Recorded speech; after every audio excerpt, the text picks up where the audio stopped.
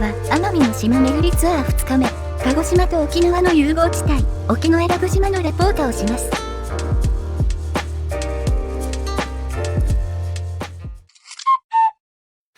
皆様こんにちは、高梨リオンです。こちらは馴染みの七条七瀬。よろしくな。このチャンネルでは日本のいろんなところを紹介しますので、ひいきにな。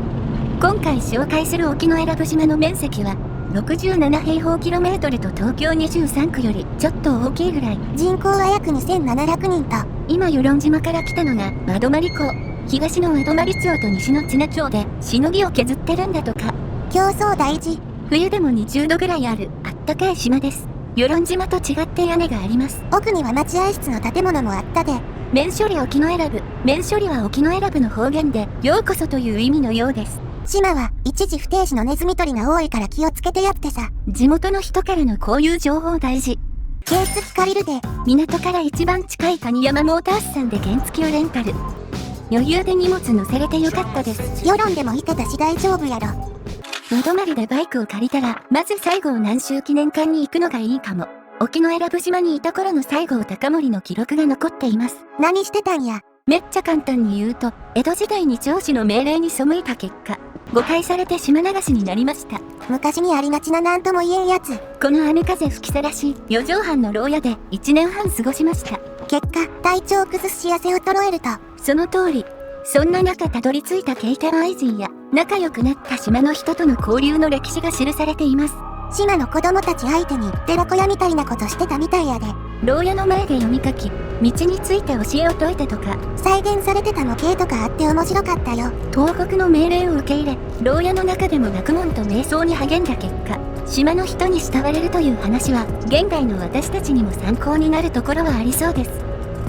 と移動しながら思いをかみしめます。相変わらず景色が綺麗。次の目的地や。小学校の中にその目的があるのですが、勝手に中に入ってもいいみたいです。職員の人がいたら一声かけような。職員さんっぽい人に挨拶だけして入らせてもらったわ。目の前にあるあの木がガジュマルかな。小学校と幼稚園の敷地内にあるガジュマル。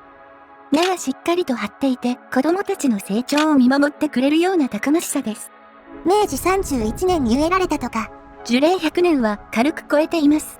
2017年に天皇陛下がここに来たって石碑があるわ。初めて沖永良部島を訪れて太平洋戦争での犠牲者を追悼し、平和を祈ったようです。このガジュマルは代々にわたって子供たちの成長を見守り続け、愛される存在であることでしょう。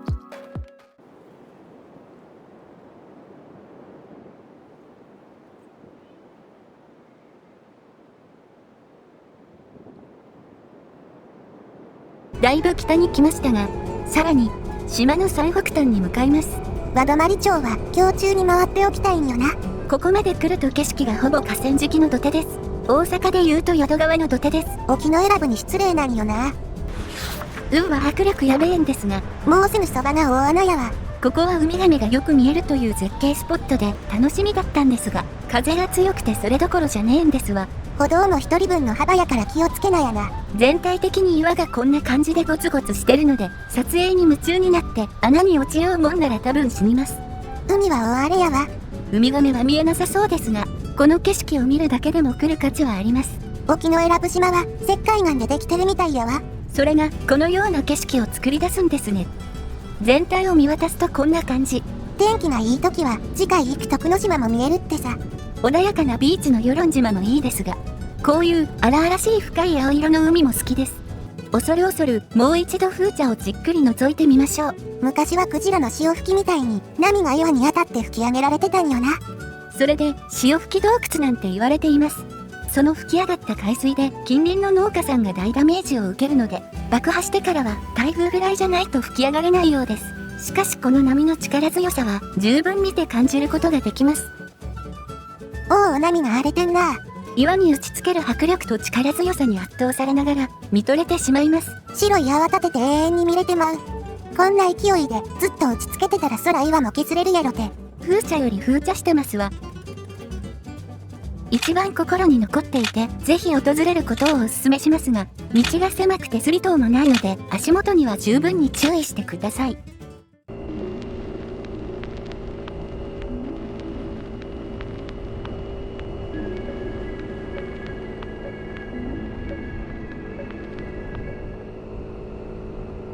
景色がでかい河川敷の土手。スケールが違いすぎるわ。輪泊まりを回る通り道にあったので、ついでに来ました。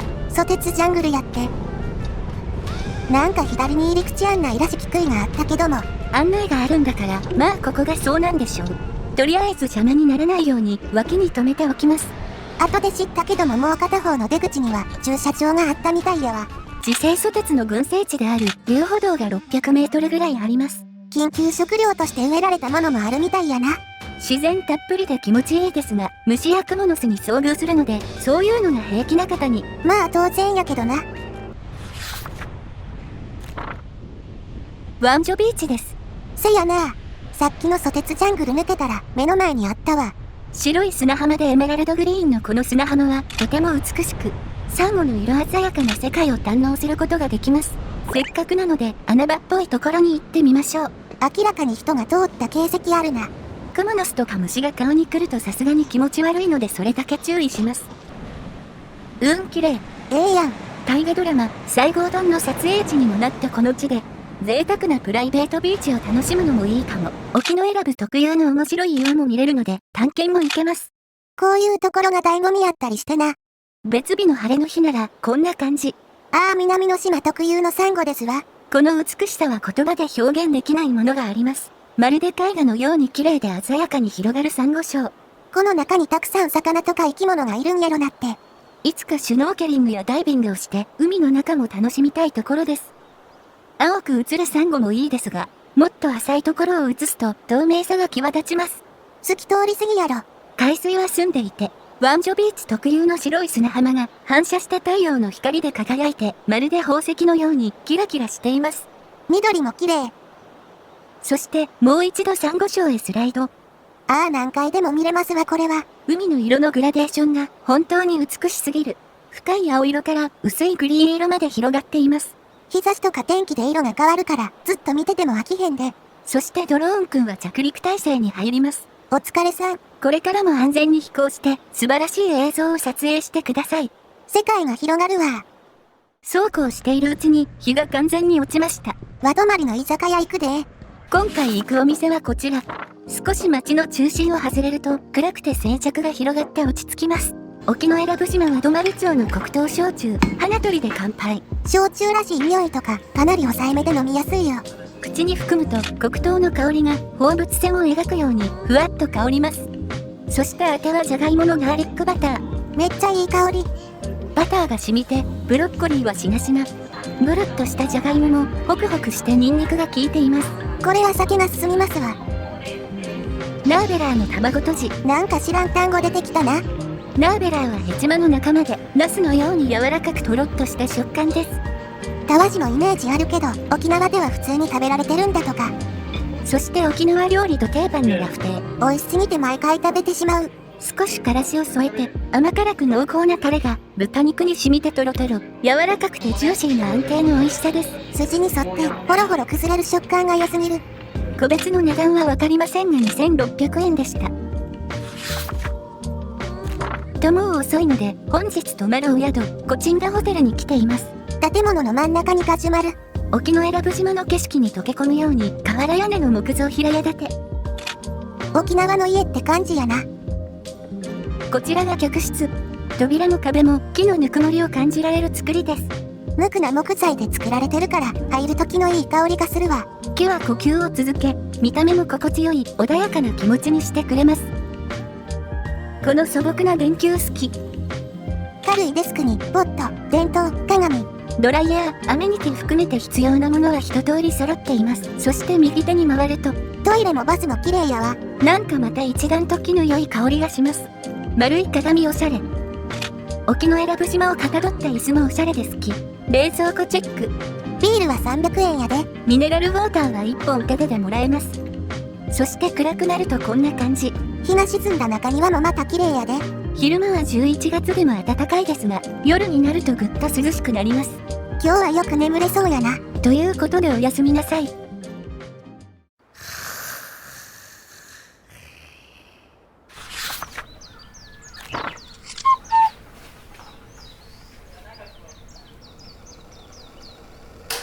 おはようございます。おはよう。せっかくドリップコーヒーがあるので、優雅なモーニングで一日を始めます。朝起きたらミニ三脚壊れててショックでした。なんも優雅じゃないわ。と、自己難モーニングを移したところで次回、沖永良部島2日目回っていきます。沖永良部資料館と洞窟探検行くで。沖永良部島の見どころはまだまだあります。ガチの隊員さんだ。